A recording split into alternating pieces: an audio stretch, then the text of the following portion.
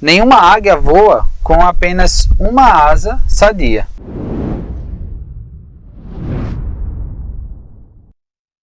Eu me propus, no mês de fevereiro, a pensar na vida, no mês de março, a me planejar, e a coragem iria ter que ser colocada para fora agora em abril. E então, se eu estou promovendo esse renascimento em mim, eu preciso honrar o pai e honrar a mãe.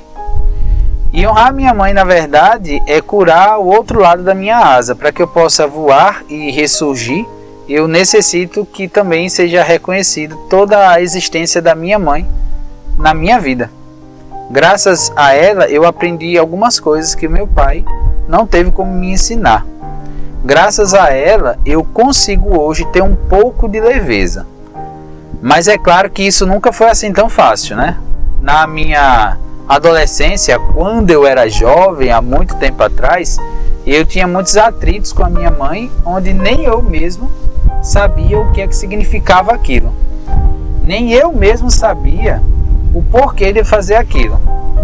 Só para vocês terem uma noção, eu fui da dança, fui da arte de uma forma geral, eu fui também do Kung Fu, e às vezes quando eu não fazia alguma coisa, a minha mãe me proibia de fazer algo. E eu, como uma pessoa que, odiava o mundo e achava que todos eram contra mim, eu não concordava com o que ela falava e fazia. Eu não concordava de forma nenhuma com o que ela dizia, quando ela me privava de fazer coisas que eu não estava fazendo mal a ninguém, e só estava fazendo bem a mim. Porém, foi graças à minha mãe que eu tive alguns comportamentos que vieram para a minha vida. Um deles é uma certa leveza. Claro que minha mãe não é um exemplo de pessoa calma, mas ela sempre foi leve nas suas colocações. Inclusive, se hoje eu acredito muito no que eu penso, no que eu faço, é por conta dela. Ela, sem perceber, ela me motivava a ser uma pessoa que eu gostaria de ser. Ela, sem perceber, ela me motivava a ter um pouco mais de responsabilidade com aquilo que eu tinha proposto para mim. Também minha mãe me ensinou lições da vida que eu hoje, como adulto, eu entendo o quanto que aquilo foi importante para mim. Minha mãe adoeceu, minha mãe cuidou de mim, minha mãe cuidou dos outros, minha mãe acertou, minha mãe errou. Graças à existência dela, hoje eu sei que certos caminhos vão me levar ao erro e certos outros caminhos vão me levar para o fracasso. De uma forma muito simples, eu costumo dizer que eu tinha 3 calcanhares de Aquiles e um deles era a minha mãe. Tocou na minha mãe, eu me desmoronava. Tocou na minha mãe, eu mudava. Pensava, assim, qualquer pessoa, né, que pensava em me tirar do eixo, do equilíbrio, bastava tocar na minha mãe. Inclusive, por várias vezes, eu até briguei com algumas pessoas porque tinha apenas falado o nome da minha mãe errado. Então daí você começa a perceber essa relação que eu tinha com ela. Ela me ensinou certas coisas, como por exemplo, ela falou isso uma vez pra mim, não sei nem se ela lembra quando ela assistiu esse vídeo, mas ela disse assim, ó: quando você entra na casa de alguém, pise leve, você está na casa dos outros. Sempre limpe os pés quando entrar na casa dos outros. Sempre chame senhor e senhora quando você respeitar alguém ou quando for alguém de uma idade superior à sua. Ou seja, sempre respeite os demais. Esse lance do respeito sempre foi colocado na minha vida através da minha mãe. E se você parar para pensar comigo, se o pai ele é a semente, a mãe é a natureza, a mãe é a terra. Não adianta eu ter uma boa semente se a natureza, se a terra não está pronta para recebê-la. E vice-versa. A minha mãe, ela teve alguns abortos espontâneos. A minha mãe teve que criar os 3 filhos. Cada um tem um comportamento diferente. E a minha mãe, ela teve muitos desafios na vida dela. Inclusive desafios que eu só descobri depois de muito tempo recriminá-la. E depois de muito tempo fazer um julgamento ruim a respeito dela. Eu, como criança, eu não sabia o quanto que a minha mãe tinha lutado para dar uma boa vida e uma segurança para nós três. Eu não tinha percebido, quando criança, o quanto que a minha mãe se privou de certas coisas para poder dar o mínimo, mas o mínimo aceitável para nós três. E eu, em momento nenhum, enquanto criança, eu percebi o quanto que a minha mãe teve que passar por dificuldades pessoais, afetivas e emocionais para conseguir conduzir a gente da melhor forma. Inclusive, certa vez eu estava conversando com uma amiga já falecida, em que eu reclamava muito da minha mãe para ela, e ela falou algo que me tocou e startou a minha cabeça assim, que ela disse: nossa, como você ama sua mãe. Eu olhei para ela assim e disse: não, eu estou reclamando dela. Ela disse: mas você só fala dela. Aí eu, E também ela disse: como que a sua mãe te ama.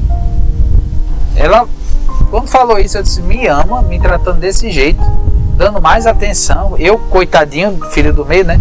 Dando atenção ao meu irmão mais novo e a minha irmã mais velha. Coitadinho de mim. E ela, sim, ela ama tanto você que ela cobra mais de você, ou ela deixa você de lado porque ela confia mais em você. Se isso, por um acaso, foi real ou não, eu não sei.